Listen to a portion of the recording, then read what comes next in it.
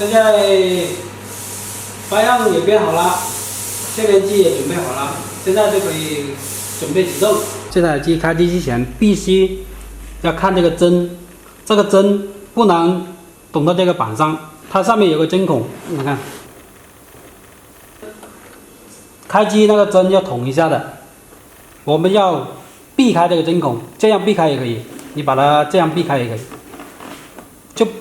就不能让这个东西挡着那个针孔，这样就可以开机。好，现在开始开机。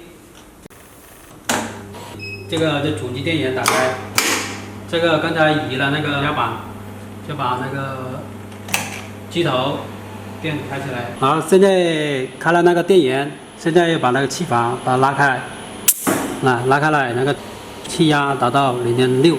开试验点这里就要先回到原点。好，回到原点，然后按回到试验点。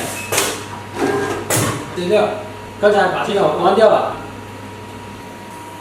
6个6。刚才是把这个机头关掉了，好，现在我们把机头打开。现在机头是开的，打开之后，我们再复位一次，然后就开始启动。OK。